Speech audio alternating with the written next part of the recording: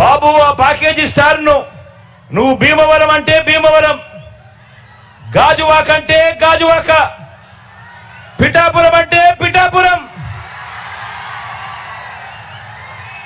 బాబు ప్రయోజనం కోసం ఎక్కడ నిలబెడితే బాబుకు ప్రయోజనం కలుగుతుంది అని అంటే అక్కడ నిలబెట్టడం, ఎక్కడ కావాలంటే అక్కడ. బాబు సిట్ అంటే సిట్టు, స్టాండ్ అంటే స్టాండు. ఎక్కడ కావాలంటే అక్కడ బాబు. జగన్ను తిట్టు అంటే తిట్టు, ఇంకా కొట్టు అంటే కొట్టు. దత్తపుత్ర నీకు ఇచ్చేది 80 కాదు, నీకు ఇచ్చేది 20 అంటే దానికి కూడా జీ హుజూర్. ఇది ప్యాకేజీ స్టార్ పరిస్థితి. రాష్ట్రాన్ని హోల్సేల్ గా దోచుకునేందుకు, దోచుకున్నది పంచుకునేందుకు చంద్రబాబు రాజకీయాలు చేస్తా ఉంటే, కులాన్ని హోల్సేల్ గా బాబుకు అమ్మేయగలననే భ్రమతో ప్యాకేజీ స్టారు రాజకీయం చేస్తా ఉన్నాడు.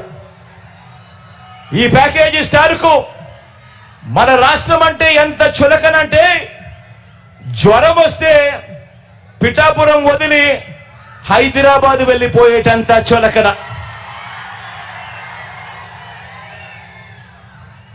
ఇంతకు ముందు ఈ ప్యాకేజీ స్టార్కు పాలకొల్లు, భీమవరం, గాజువాక 3 అయ్యాయి.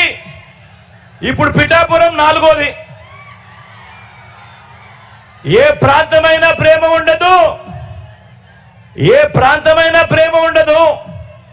ఈ మ్యారేజ్ స్టార్కు ఏ భార్య అయినా ప్రేమ ఉండదు. పెళ్లిళ్ళే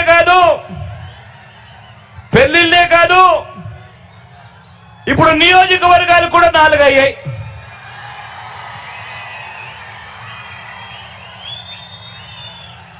మామూలుగా ఇక్కడ ఒక సామెత ఉంది, చాలా ఫేమస్ సామెత కూడా. పెళ్లికి పిఠాపురం వెళుతూ వెనకటికొకడు పెళ్లిని శంకర పట్టుకుని వెళ్ళాడన్నది సామెత. ఆ పిల్లిని శంకర పెట్టుకుని వెళ్ళింది ఎవరా అని ఇంతకాలం ఎవరికి అర్థం కాలేదు. కానీ ఇప్పుడు అర్థమైంది, చంద్రబాబు తన చంకలో ఉన్న ఆ పిల్లిని ఇప్పుడు పిఠాపురంలో వదిలాడు అని.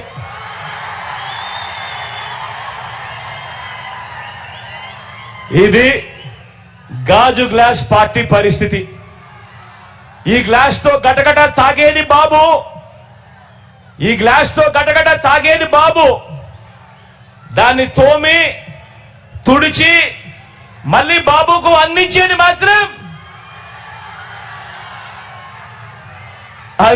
మాత్రం ఈ ప్యాకేజీ స్టార్. పిఠాపురం నుంచి నాకు తల్లి లాంటిది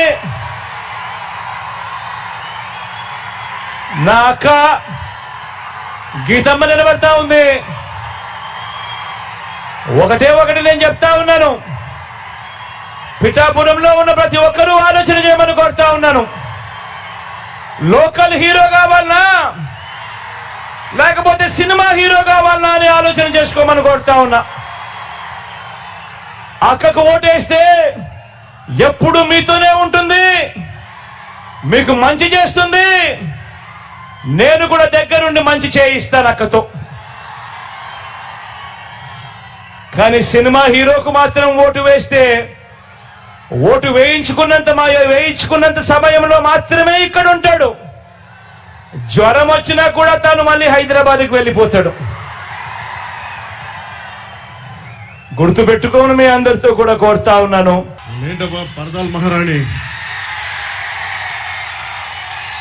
కాకినాడ ఆదిత్య కాలేజ్లో పరదాల మహారాణిని పాపం విద్యార్థులు ఇబ్బంది పెట్టారంట.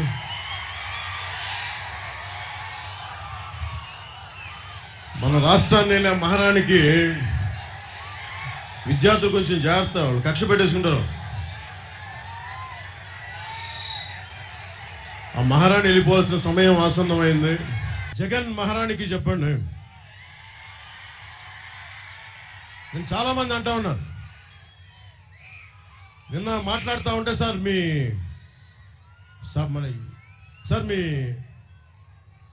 నాలుగో పెళ్ళాన్ని కాకినాడలో అవమానం జరిగింది సార్, మీ నాలుగో పెళ్ళాన్ని. కానీ నాకు అర్థం కాల, నేను ఎప్పుడు అన్నీ మర్చిపోయా. ఏంటి అంటే చెప్తాను నేను. సో జగన్, నువ్వు నా వ్యక్తిగత జీవితం గురించి అన్నప్పుడు నేను చాలా నియంత్రణతో ఉంటాను జగన్, గుర్తుపెట్టుకో. అలాగే వైసీపీ లీడర్లు కూడా చెప్తా ఉన్నా, నేను చాలా తెగించి మొండి మనిషిని. జగన్, నువ్వు పెళ్ళాం అన్నావు, నా వ్యక్తిగత జీవితం గురించి మాట్లాడినప్పుడల్లా నువ్వు నా నాలుగో పెళ్ళామని మాట్లాడి అందరూ మాట్లాడతారు, గుర్తుపెట్టుకో.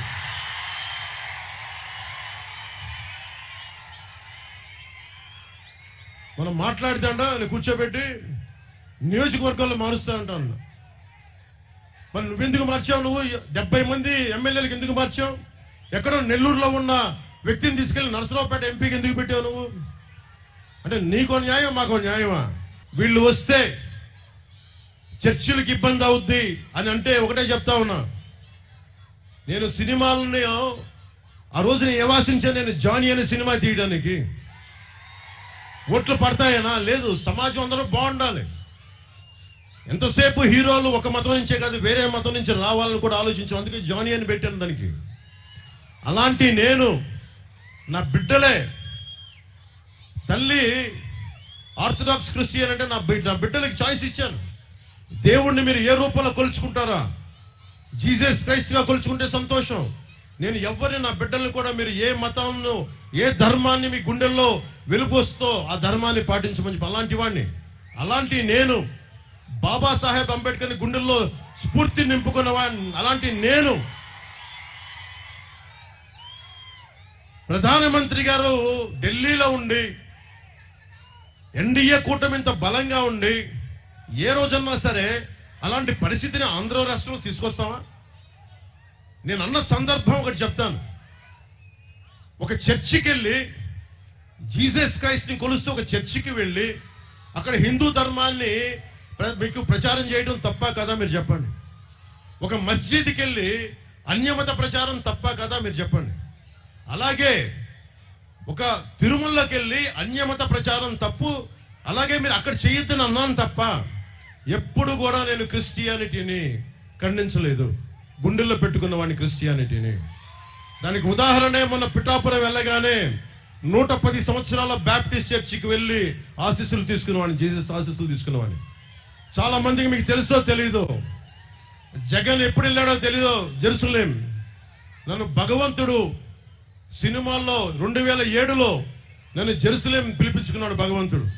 అక్కడికి వెళ్ళాను. ఆ రోజున జీసస్ క్రైస్ట్ పుట్టిన ప్రాంతం, పుట్టిన ఇల్లు, ఆయన సిలువేస్తే ఆయన నడిపించిన దారి, అదంతా నాకు భగవంతుడు నా కనుకరించి అక్కడి దాకా తీసుకెళ్లాడు. అలాంటి నేను ఏ రోజున కూడా మేము కూర్చోవస్తే క్రిస్టియానిటీకి ఇబ్బంది వస్తుందని చెప్పి జగన్ ప్రచారాన్ని మీరందరూ తిప్పి కొట్టాల్సిన అవసరం ఉంది. ఒకటే చెప్తున్నాను, అన్ని మతాలు బాగుండాలి, అన్ని ధర్మాలు బాగుండాలి, అందరి దేవుళ్ళని గుండెల్లో పెట్టుకున్న నేల ఇది. అందుకని దయచేసి పాస్టర్లకి, ఫాదర్లకి, రెవరెండ్లకి, క్రిస్టియానిటీని పాటిస్తున్న ప్రతి ఒక్క సోదరుడికి, సోదరీమణికి నేను గుండెల లోతులోంచి చెప్తున్నాను, మీ మీద ఈగ వాలితే మేము ఎదురొచ్చి మీకు అండగా నిలబడేవాళ్ళం. మిగతా మతాలు, మిగతా ధర్మాలు బాగుండాలని కోరుకునేవాళ్ళం. అన్నింటికి మించి బాబాసాహెబ్ అంబేద్కర్ ఇచ్చిన రాజ్యాంగం ఉంది మనకి. ఒక పవన్ కళ్యాణో ఇంకొకళ్ళో ఒక జగన్ వచ్చి దీన్ని ఎవరు చేయలేరు. మీకు సర్వ హక్కులు ఉన్నాయి. నాలాంటోడు రేపొద్దున తప్పు చేస్తే మీకు కత్తి ఇస్తాను, తల నరికేయండి నాకు, మీకు తప్పు జరిగితే. ఇందాకే చూశారు కదా, జగన్ లాగా ఆ మూట వచ్చి తగిలింది, దాంట్లో ఏం పెట్టారో నాకు తెలియదు. జగన్ లాగా దానికి పెద్ద గంట కట్టుకుని డ్రామాలు ఏం చేయను, భరిస్తాను నేను. ఎన్నిసార్లు మనకి వైఎస్ రాజశేఖర రెడ్డి గారి నాయకులు ఇన్నిసార్లు నా మీద రాళ్ళేశారు, ఈపులు పగిలిపోయాయి మా అందరికీ, అన్ని తట్టుకొని వచ్చాం రాజకీయాల్లోకి. ఇలాంటి రౌడీ మూకలకి ఈ తాటాకు చెప్పులకి అసలు బెదరం. అరే దశాబ్దాల నుంచి ఒంటరిగా నడుపుతున్నాం పార్టీ, ఒక్కళ్ళమే ఉన్నాం, అన్ని ఒడిదుడుకుల్ని తట్టుకొని నిలబడి ఉన్నాం. దేనికోసం అంటే మీ భవిష్యత్తు కోసం, ఆడపిల్లల రక్షణ కోసం. 30,000 మంది ఆడపిల్లలు అదృశ్యం అయితే ఆ మహారాణి పరదల్లో తిరుగుతూ ఉంటుంది. ఆ మహారాణి నా మీద ఎక్కి ఏడుస్తూ ఉంటాడు ఆ మనిషి.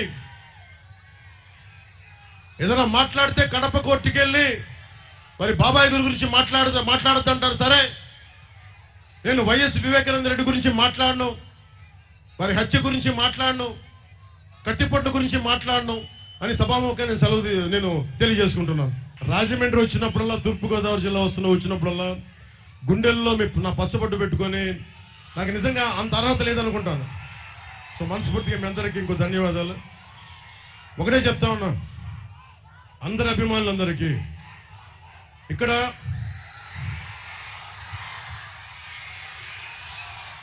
మెగాస్టార్ చిరంజీవి గారు అభిమానులు ఉన్నారు, రామ్ చరణ్ గారు అభిమానులు ఉన్నారు, జూనియర్ ఎన్టీఆర్ గారు అభిమానులు ఉన్నారు, ప్రభాస్ గారి అభిమానులు ఉన్నారు, మన గుంటూరు కారం మహేష్ గారి అభిమానులు ఉన్నారు, పుష్ప అల్లు అర్జున్ గారి అభిమానులు ఉన్నారు. హీరో లిస్ట్ చాలా ఉంది. సో అందరూ హీరో అభిమానులకి చెప్తున్నా, ఎప్పుడన్నా సరే తెలుగుదేశం పురంధేశ్వరి గారి మనందరి ఆంధ్ర రాష్ట్రానికి తెలుగుతనానికి ప్రపంచ వ్యాప్తంగా గుర్తింపు తెచ్చిన శ్రీ నందమూరి తారక రామారావు గారు ఏ రోజు కూడా ఆయనతో కూడా అందరూ సినిమా హీరోలు ఎవరు కూడా ఆయనతో సహకరించాల. కొంతమంది కాంగ్రెస్ లో కూడా ఉన్నారు, కృష్ణ గారు కాంగ్రెస్ లో ఉన్నారు, కోటా శ్రీనివాసరావు గారు వేరే పార్టీలో ఉన్నారు, ఎన్టీ రామారావు గారిని విమర్శించేవాళ్ళు. ఏ రోజున ఎన్టీ రామారావు గారు ఎప్పుడు కూడా కృష్ణ గారిని ఒక్క మాట అనలా.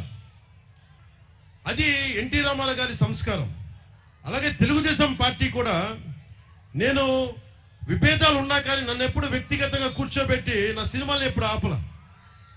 మీ అందరూ అభిమానించే, ముఖ్యంగా ఆ రోజున చిరంజీవి గారిని, ప్రభాస్ గారిని, మహేష్ గారిని, వాళ్ళ ముగ్గురిని నడిపించి, ఎక్కడో ఇంటి బయట ఆపించి నడిపించి, కనీసం భోజనం కూడా పెట్టకుండా ప్రైవేట్ మీటింగ్ జరుగుతూ ఉంటే, అసలు ఆ మీటింగ్ జగన్ కి చిరంజీవి గారికి సంబంధం లేదు.